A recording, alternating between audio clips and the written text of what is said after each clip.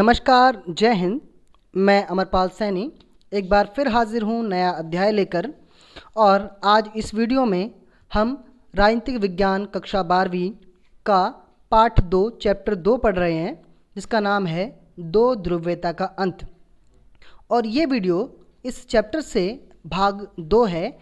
इससे पहले हम भाग 1 अपलोड कर चुके हैं और आशा करता हूँ कि आप इस भाग को देखने से पहले इस चैप्टर का भाग 1 देखें। और भाग जो है 1 देखने के साथ ही आप समझ पाएंगे कि इस पूरे चैप्टर में क्या है। इसके साथ साथ अगर आप हमारे इस चैनल पर अन्य विषयों की या इसी विषय की अन्य वीडियो देखना चाहते हैं तो आप हमारा चैनल विज़िट करें। और साथ ही साथ इस चैनल को अगर आपने अभी तक सब्सक्राइब नहीं किया है तो सब्सक्राइब ज़रूर करें, जिससे कि आपको आने वाली सभी वीडियोस जल्द से जल्द मिलती रहें। अगर आपको वीडियो अच्छी लगती है तो लाइक करें। साथ ही साथ आपके जो भी सुझाव, जो भी डाउट्स हैं, वो इस वीडियो के कमेंट्स में ज़रूर डालें, जिससे कि मैं समझ सकूं कि आप इस वीडियोस से कितना सीख पा रहे हैं, कितना समझ पा रहे हैं। और हर कमेंट का मैं पर्सनली रिप्लाई भी करूंगा। तो चलिए शुरू करते हैं आज की हमारी ये वीडियो, जिसमें हम राजनीतिक विज्ञान कक्षा 12वीं पाठ चैप्टर 2 दो ध्रुवीयता का अंत का भाग 2 पढ़ रहे हैं।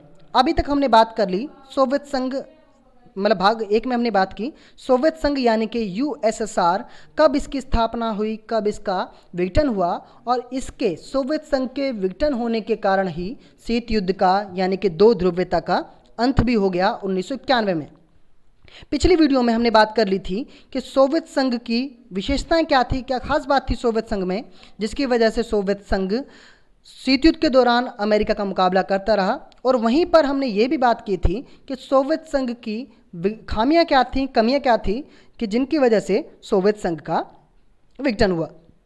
आज की इस वीडियो में हम शुरुआत कर रहे हैं अपनी वीडियो की, और यहाँ हमें समझ लेना जरूरी है कि सोवियत संघ के विघटन के, सोवियत संघ के पतन के कारण क्या थे। तो यहाँ हम बात कर रहे हैं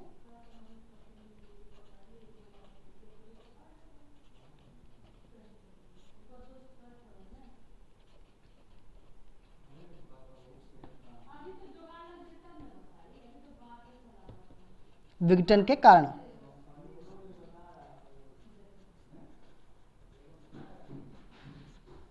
और जैसा कि मैं हमेशा कहता हूं कि आप वीडियो देखने के साथ साथ अपने खुद के नोट्स बनाते चलें, जिससे कि आपको आगे चलकर इस चैप्टर को समझने में, याद रख पाने में बहुत आसानी होगी। और अगर आपको कोई भी समस्या हो रही तो वीडियो को 1 बार देखें, 2 बार देखें, लेकिन साथ ही साथ इस हर एक वीडियो से, हर एक चैप्टर से अपने खुद के नोट्स भी बनाते चलें। तो देखिए, आज हम बात कर रहे हैं इस वीडियो में शुरुआत, जैसे कि हमने कहा कि सोवियत संघ के विघटन के कारणों को जानना, कि सोवियत संघ जो कि 15 गणराज्यों से मिला हुआ एक समूह था, एक संघ था, जो कि अमेरिका को टक्कर दे रहा था शीत युद्ध के दौरान उस सोवियत संघ के विघटन के कारण क्या थे, किन वजहों से सोवियत संघ विघटित हो गया, ये जान लेना बहुत ज़रूरी है। तो चलिए आज हम बात करते हैं इसको, सवाल को इसी तरह भी आप समझें। सोवियत संघ के विघटन के कारण आपसे पूछे, सोवियत संघ के पतन के कारण आपसे पूछे, तो इसका अर्थ, इसका जो उत्तर है वो यही होगा कि सोवियत संघ विघटित क्यों हुआ, इसका पतन क्यों हुआ, सोवियत संघ की समाप्ति किन कारणों से हुई। तो हम बात कर रहे हैं अपने सोवियत संघ के विघटन के कारणों को। बहुत अच्छी तरह आप जो है समझते चले हर एक चीज़ को।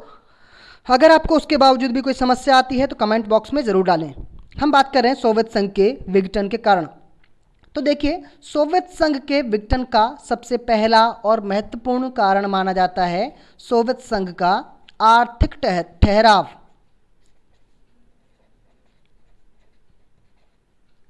आर्थिक ठहराव।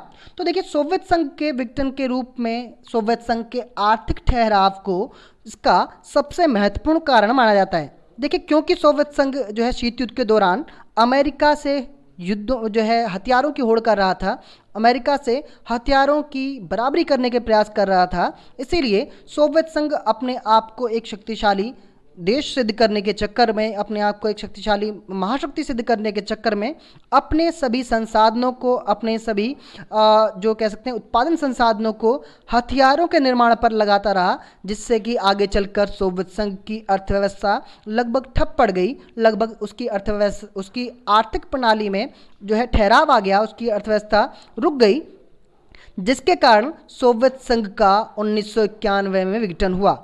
क्योंकि सोवियत संघ की अर्थव्यवस्था इतनी जो है चरमरा गई थी, इतनी कमज़ोर हो गई थी कि जिसकी वजह से वहाँ के आम लोगों ने ही, जो 15 गणराज्यों की जो जनता थी, उन्होंने सोवियत संघ का विरोध किया, उसके खिलाफ जो है आंदोलन करना या धरना प्रदर्शन करना इत्यादि जैसी चीज़ें की, जिसके बाद सोवियत संघ का विघटन हो गया। इसीलिए हम सोवियत संघ के विघटन के लिए सबसे प्रमुख जो कारण मानते हैं सोवियत संघ के आर्थिक ठहराव को। दूसरा हम कारण मानते हैं सोवियत संघ के विघटन के लिए जिम्मेदार कारण, वो है राजनीतिक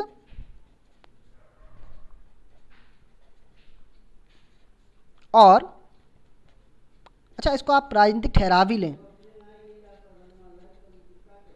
राजनीतिक ठहराव।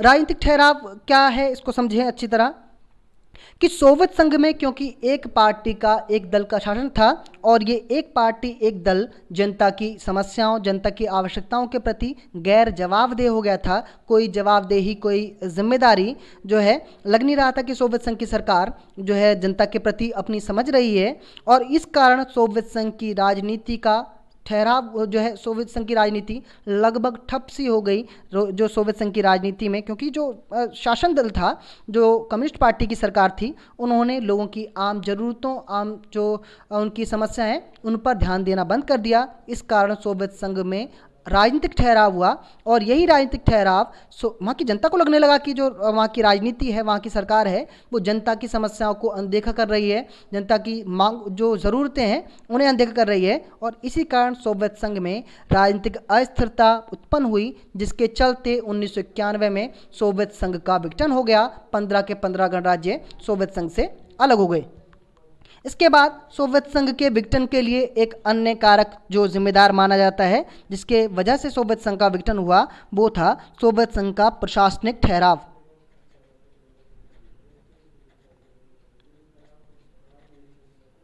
प्रशासनिक ठहराव। तो देखिए, सोवियत संघ में हम पहले ही बात कर चुके हैं कि सोवियत संघ की अर्थव्यवस्था बिल्कुल चरमरा गई, बिल्कुल ठप पड़ गई। दूसरी ओर राजनीतिक जो पार्टियां थी, राजनीतिक सत्ताएं थी, वो भी जनता के प्रति गैर जवाबदेह हो गई। और जब किसी भी देश में, किसी भी राष्ट्र में वहाँ की सरकार, वहाँ की राजनीतिक जो ताकतें हैं, वो गैर जवाबदेह हो जाती हैं जनता के प्रति, वो जनता की ज़रूरतों को, उनकी समस्याओं को अनदेखा करने लगती हैं, तो ऐसी स्थितियों में वहाँ के जो प्रशासनिक तंत्र है, वहाँ के जो प्रशासनिक अधिकारी हैं, वो भी जनता के प्रति गैर जवाबदेह हो जाते हैं। ऐसा ही कुछ हुआ सोवियत संघ में। एक तरफ राजनीतिक ठहराव आने की वजह से, राजनीतिक तंत्र के भ्रष्ट हो जाने के कारण सोवियत संघ में प्रशासनिक जो तंत्र था, वहाँ की जो प्रशासनिक अधिकारी थे, वो भी, यानी इसे बोलते हैं हम नौकरशाही, जो वहाँ की नौकरशाही थी, वो भी जनता के प्रति गैर जवाबदेह हो गई, जिसके कारण जनता का जो संयम था वो टूट पड़ा, और जिसके चलते ही सोवियत संघ मजबूर हुआ 1991 में अपना विघटन करने के लिए, अपने आप को समाप्त करने के लिए। तो सोवियत संघ के विघटन के लिए जो कारक जिम्मेदार माना जाता है, जिसके कारण सोवियत संघ का विघटन हुआ, आर्थिक ठहराव, राजनीतिक ठहराव, प्रशासनिक ठहराव, और इसके बाद महत्वपूर्ण तौर पर आप समझें किस रूप में गोर्बाचेव की भूमिका।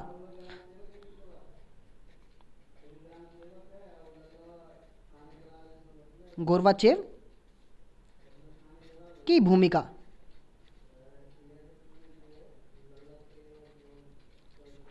तो देखिए, क्योंकि हम बात कर रहे हैं सोवियत संघ के विघटन का कारण क्या था, सोवियत संघ का विघटन क्यों हो गया, सोवियत संघ की समाप्ति क्यों हो गई, हम उसकी बात कर रहे हैं। तो यहाँ देखिए, इसी में एक जो चीज़ आती है वो है गोर्बाचेव की भूमिका। तो ये गोर्बाचेव क्या है और उनकी क्या भूमिका रही सोवियत संघ के विघटन में, उसको समझ लेना बहुत ज़रूरी है। तो जहाँ हम सोवियत संघ में विघटन की बात करें, तो यहाँ देखें आप 1985 में, यानी कि 1980 के दशक के मध्य में सोवियत संघ के जो महासचिव बने, सोवियत संघ के जो राष्ट्रपति बने, उनका नाम था मिखाइल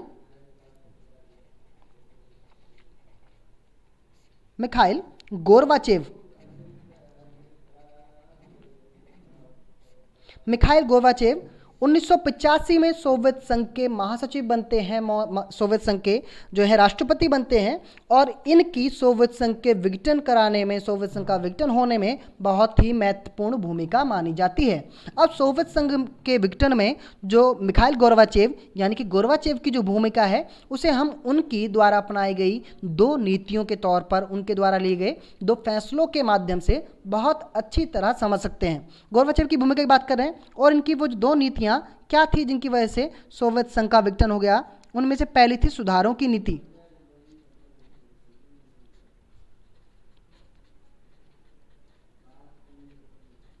सुधारों की नीति।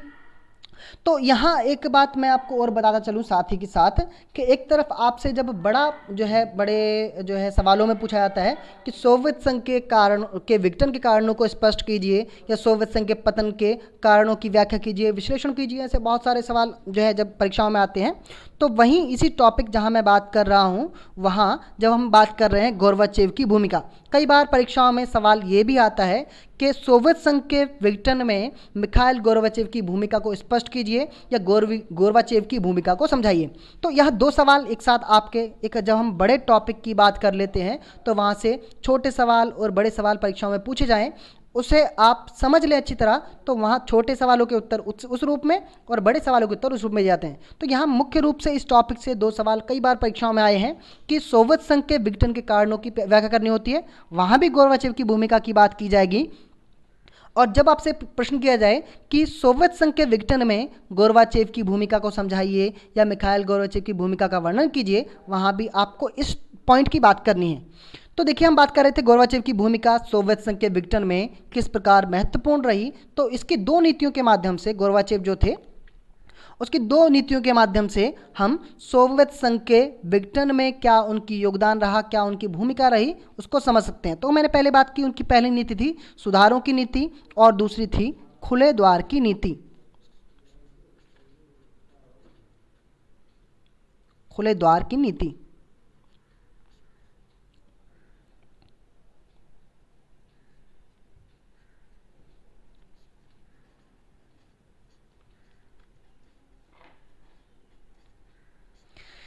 चलिए, तो एक तरफ हम बात करें, दोनों नीतियों को समझें, बहुत अच्छी तरह समझ लें कि क्या थी इनकी दोनों नीतियां। देखिए, एक तरफ जब 1985 में 1985 में सोवियत संघ के महासचिव बने कौन, मिखाइल गोर्बाचेव, तो उन्होंने अपनी जो पूर्वकालिक सरकारें थी, पूर्वकालिक जो अधिकारी थे सोवियत संघ के, उनसे हटकर जो फैसले लिए, उसके कारण ही सोवियत संघ का विघटन हुआ। कैसे? पहले तो उन्होंने नीति अपनाई 1985 में सुधारों की नीति।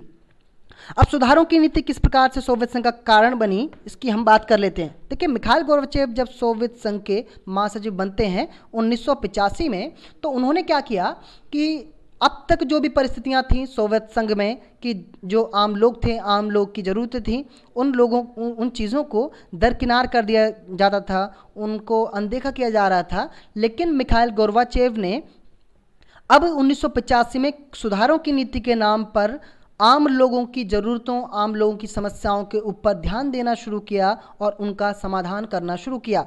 इससे क्या हुआ कि जो मिखाइल गोर्बाचेव थे, उनकी अपने कार्य करने की क्षमता, अपने कार्य करने की गति अपनी सामान्य ही थी। लेकिन जब होता है ना कि जब तक लोगों को कुछ ना मिले, जब तक लोगों के पास कुछ चीज़ें ना हो, तो उनकी इच्छाएं, उनकी अपेक्षाएं एक सीमित स्तर तक रहती हैं। लेकिन जब लोगों को अचानक से कुछ ऐसा मिल जाता है जिसकी अपेक्षा भी ना हो, जिसकी उम्मीद भी ना हो, तो उनकी उम्मीदें, उनकी अपेक्षाएं, उनकी जो कह सकते हैं कि जो जिज्ञासाएं हैं बहुत ज़्यादा बढ़ जाती हैं। तो वही हुआ सोवियत संघ में कि जब मिखाइल गोर्बाचेव ने सुधारों की नीति अपनाई 1985 में, तो वहाँ की जो आम जनता, जिसे अभी तक ये लगता था कि वहाँ की सरकार, वहाँ का प्रशासन आम लोगों के लिए कुछ करने वाला नहीं है, उन लोगों की इच्छाएं, जब मिखाइल गोर्बाचेव ने काम करना शुरू किया, तो आम लोगों की ज़रूरतें, आम लोगों की अपेक्षाएं गोर्बाचेव से इतनी अधिक बढ़ गई कि बहुत कम समय में वहाँ के आम लोगों को, वहाँ की जनता को ये लगने लगा कि मिखाइल गोर्बाचेव कुछ नहीं कर रहे हैं, जनता के लिए कुछ भी जो है फैसले नहीं ले रहे हैं। जबकि मिखाइल गोर्बाचेव अपनी क्षमताओं के हिसाब से काम कर रहे थे, लेकिन जनता को ऐसा लगने लगा कि मिखाइल गोर्बाचेव कुछ नहीं कर रहे हैं। नतीजा कि अब तक गोर्बाचेव सोवियत संघ में लोगों को अपनी बात कहने यानी अपनी अभिव्यक्ति की स्वतंत्रता भी प्रदान कर चुके थे। नतीजा ये हुआ कि गोर्बाचेव एक तरफ तो जो है जनता के लिए बुरे बन गए कि जनता को लगने लगा कि गोर्बाचेव कुछ नहीं कर रहे हैं, वहीं दूसरी ओर मिखाइल गोर्बाचेव को अपनी ही पार्टी यानी कम्युनिस्ट पार्टी के दूसरे नेताओं के विरोध का भी सामना करना पड़ा। उनका विरोध इस कारण था कि अब तक उन्होंने जनता को यानी आम लोगों को किसी भी तरह की कोई अधिकार नहीं दिए थे, लेकिन गोर्बाचेव के कारण अब जो लोग थे वो सरकार की नीतियों, सरकार के कामों पर सवाल उठाने लगे थे। और किसके कारण? मिखाइल गोर्बाचेव के कारण। तो यहाँ दो तरफा जो नुकसान हुआ मिखाइल गोर्बाचेव को, क्या एक और जनता को ये लगने लगा कि गोर्बाचेव कुछ नहीं कर रहे हैं, तो जनता का जो साथ था, जो समर्थन था, वो छूट गया। और दूसरी तरफ उनकी अपनी पार्टी के लोगों को यह आभास हुआ कि मिखाइल गोर्बाचेव गलत फैसले ले रहे हैं। तो सुधारों की नीति, एक जो उनकी जो नीति रही वो मिखाइल गोर्बाचेव की भूमिका के रूप में देखी जाती है, जो कि सोवियत संघ के विघटन का कारण बनी। जब स्थितियां बहुत ज़्यादा बिगड़ गईं, जब स्थितियां बहुत ज़्यादा नियंत्रण से बाहर हो गईं, तब मिखाइल गोर्बाचेव ने 1990 में फैसला लिया खुले द्वार की नीति का। खुले द्वार की नीति क्या थी सोवियत संघ की? कई बार प्रश्न ऐसा भी पूछ लेते हैं बहुत ही लघु प्रश्न में, छोटे प्रश्नों में, कि सोवियत संघ की खुले द्वार की नीति क्या थी। तो देखिए, जब स्थितियां नियंत्रण से बाहर हो गई, सोवियत संघ की सरकार के नियंत्रण से बाहर हो गई, तो सोवियत संघ की सरकार ने यानी मिखाइल गोर्बाचेव ने फैसला लिया खुले द्वार की नीति का। खुले द्वार की नीति के माध्यम से उन्होंने घोषणा कर दी कि 15 गणराज्यों में से जो भी गणराज्य हमारे साथ यानी सोवियत संघ के साथ रहना चाहते हैं वो रहें, और जो अलग होना चाहते हैं वो स्वेच्छा से सोवियत संघ से अलग हो सकते हैं। परिणाम ये हुआ इस घोषणा का, इस नीति का, कि सोवियत संघ के 15 गणराज्य सोवियत संघ से बाहर हो गए, सोवियत संघ से अलग हो गए, और इस तरह से सोवियत संघ का 1991 में विघटन हो गया। तो मिखाइल गोर्बाचेव की भूमिका को बहुत महत्वपूर्ण तौर पर आप समझते चलें। इस पॉइंट से गोर्बाचेव की भूमिका को लेकर अलग भी प्रश्न पूछे जाते हैं। आगे बात करें हम, बात वही है, जो टॉपिक हम वही बात कर रहे हैं कि सोवियत संघ के विघटन के कारण क्या थे। तो चलिए आगे बात कर रहे हैं हम सोवियत संघ के विघटन के कारणों में। नागरिकों का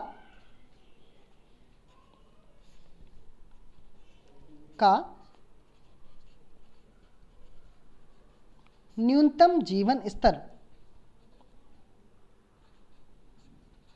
तो देखिए, पहले ही हम बात कर चुके हैं कि सोवियत संघ की एक विशेषता के तौर पर हमने पहले बात की कि भाई सोवियत संघ में नागरिकों के लिए न्यूनतम जीवन स्तर निर्धारित किया गया था, यानी कि जनता की न्यूनतम जो आवश्यकताएं हैं, ज़रूरतें हैं, उन्हें पूरा करने का आश्वासन सरकार के द्वारा दिया गया था। लेकिन नागरिकों का न्यूनतम जीवन स्तर ही जो है सोवियत संघ के विघटन का, सोवियत संघ के पतन का एक कारण भी बना। क्यों कारण बना? क्योंकि यहाँ सोवियत संघ में जो लोगों के लिए न्यूनतम जीवन स्तर निर्धारित किया गया था, न्यूनतम जीवन स्तर जो तय किया गया था, उसके कारण जो है सोवियत संघ जो ये न्यूनतम जीवन स्तर था वो इतना न्यून था, इतना जो है कह सकते हैं कि बहुत ही ज़्यादा लोएस्ट था, कि जिसकी वजह से लोगों ने सरकार का विरोध किया, वहाँ की जो कम्युनिस्ट पार्टी थी उसका विरोध किया, और इसके कारण सोवियत संघ का विघटन हो गया। आगे बात करें, हम बात कर रहे हैं सोवियत संघ के विघटन के कारण, सोवियत संघ के पतन के कारण। उसके बाद अगला जो हमारा पॉइंट है वो है राष्ट्रवाद का उदय।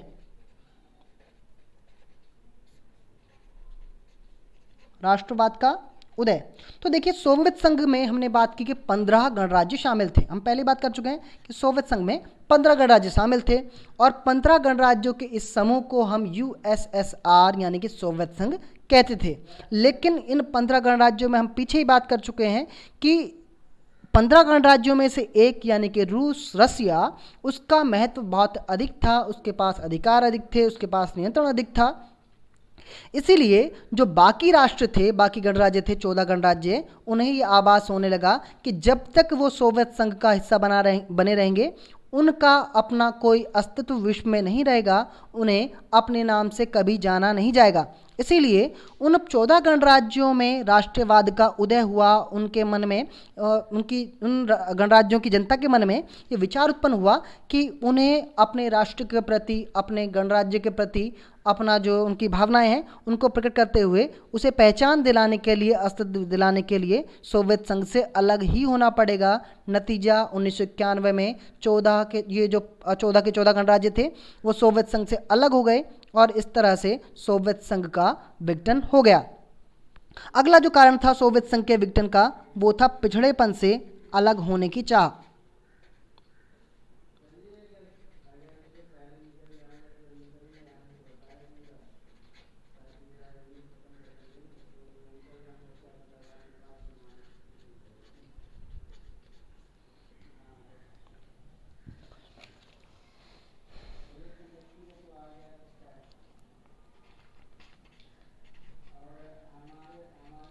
पिछड़ेपन से अलग होने की चाह, यानी कि देखिए यहाँ हम पहले बात कर चुकी, एक तरफ सोवियत संघ जो कि साम्यवादी था और दूसरी तरफ अमेरिका जो कि पूंजीवादी था।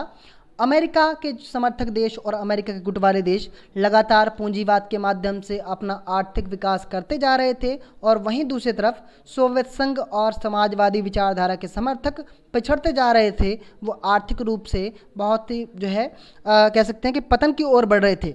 इसी पिछड़ेपन से, इसी आर्थिक और सामाजिक पिछड़ेपन से अलग होने की चाह उत्पन्न हुई इन गणराज्यों की जनता में, और नतीजा इसका कि जो गणराज्य थे वो सोवियत संघ से अलग हो गए 1991 में, और सोवियत संघ का विघटन हो गया।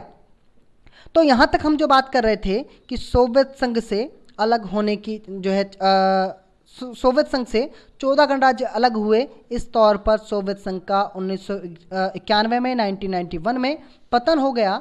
इस टॉपिक को बहुत अच्छी तरह समझ लेना ज़रूरी है कि सोवियत संघ के विघटन के कारण क्या थे, सोवियत संघ का विघटन किस कारण से हुआ। इस भाग में इतना ही, और इसके बाद हम आपको जो चैप्टर में बची हुई चीज़ें हैं वो आपको भाग 3 में मिलेंगी, जिसका लिंक आपको इस वीडियो के डिस्क्रिप्शन में मिल जाएगा। और आपको वीडियो कैसी लग रही है, आप कितना सीख पा रहे हैं, कमेंट में ज़रूर बताएं। और आपके कोई डाउट्स हैं चैप्टर से लेकर या इस वीडियो से लेकर, वो भी कमेंट में ज़रूर बताएं। आशा करता हूं कि आपको जो है चीज़ें पसंद आ रही होंगी। धन्यवाद। जय हिंद। अभी हमने बात की शीत युद्ध के सोवियत संघ के विघटन के परिणाम, सोवियत संघ के पतन के कारणों की हमने बात की, और कारणों के साथ साथ हमें ये जान लेना बहुत ज़रूरी है कि सोवियत संघ के विघटन के परिणाम क्या रहे, नतीजे क्या हुए सोवियत संघ के विघटन होने के, उसका पतन होने के। तो देखिए हम यहाँ बात कर रहे हैं सोवियत संघ के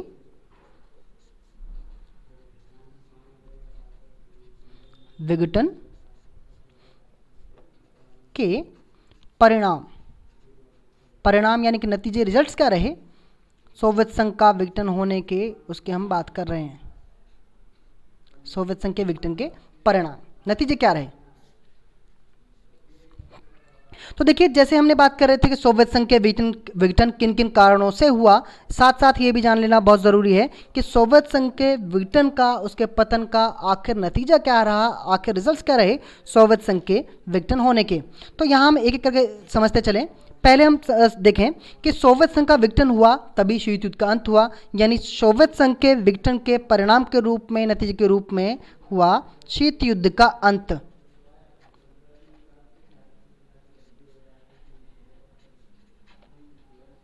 शीत युद्ध का अंत। तो सोवियत संघ के विघटन के परिणाम के रूप में एक चीज़ जो ली जाती है वो है शीत युद्ध का अंत, क्योंकि अगर सोवियत संघ का विघटन ना होता तो शीत युद्ध का अंत ही ना होता। तो सोवियत संघ के विघटन के परिणाम के रूप में लिया हमने शीत युद्ध का अंत। और दूसरा परिणाम रहा सोवियत संघ के विघटन का हथियारों की होड़ की समाप्ति।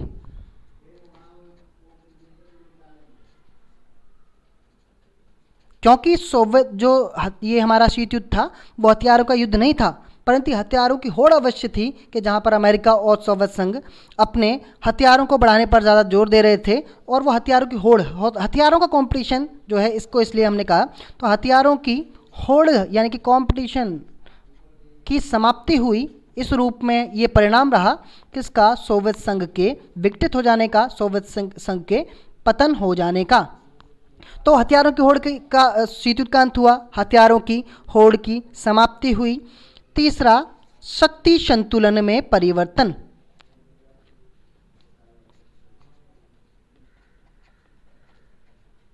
संतुलन में परिवर्तन। तो देखिए यहाँ शक्ति संतुलन में परिवर्तन को समझने से पहले आप शक्ति संतुलन क्या है उसे ही समझ लें, और ये परिभाषा आगे भी एक चैप्टर में आने वाली है। तो हम यहाँ एक जो है मोटे तौर पर बात कर लें कि शक्ति संतुलन का मतलब क्या होता है। यहाँ बात करें शक्ति संतुलन की परिभाषा भी आप साथ के साथ समझते चलें। शक्ति संतुलन का अभिप्राय होता है कि जब दो या दो से अधिक देश अपने आप को सुरक्षित रखने के लिए अपनी शक्तियों को, अपने सैन्य बल को, अपनी ताकतों को अन्य देशों के समकक्ष, उसके बराबर, उसके संतुलन में रखते हैं, तो हम इसे शक्ति संतुलन कहते हैं। जैसे कि अमेरिका और सोवियत संघ भी कर रहे थे, वो दोनों अपने हथियारों को, अपनी शक्तियों को एक दूसरे के संतुलन में रखने के प्रयास कर रहे थे। ये कोशिश थी शीत युद्ध के अंत होने तक, यानी कि 1991 तक। पहले इनका उद्देश्य क्या था शक्ति संतुलन का, कि अपनी शक्तियों को इतना बढ़ा लें कि दूसरे से ताकतवर हो जाएं। लेकिन 1991 में सोवियत संघ का विघटन होने के बाद शक्ति संतुलन में परिवर्तन हो गया।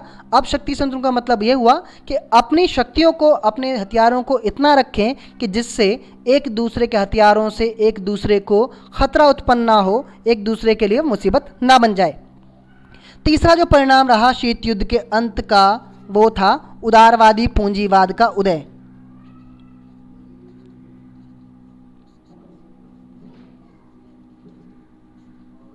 पूंजीवाद का उदय।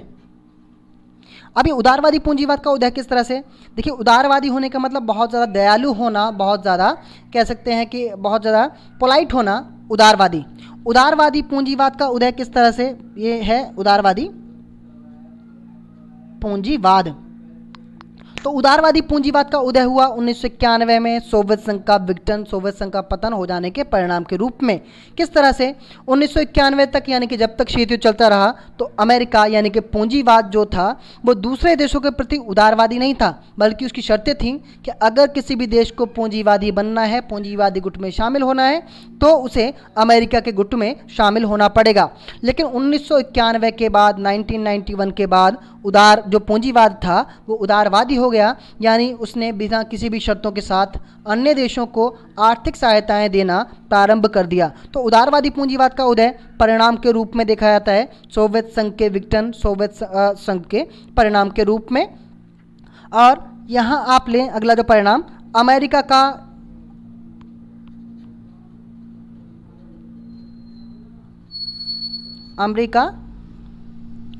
एकमात्र महाशक्ति।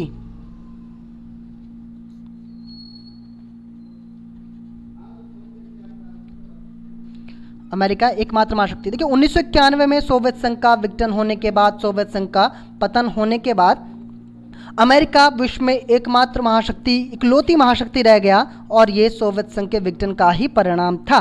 नए स्वतंत्र राष्ट्रों जो है, इसके बाद हमारे पास एक बचता है, मेरे पास यहाँ नीचे जगह नहीं है इसलिए मैं यहाँ लिख देता हूँ। छठा परिणाम जो रहा वो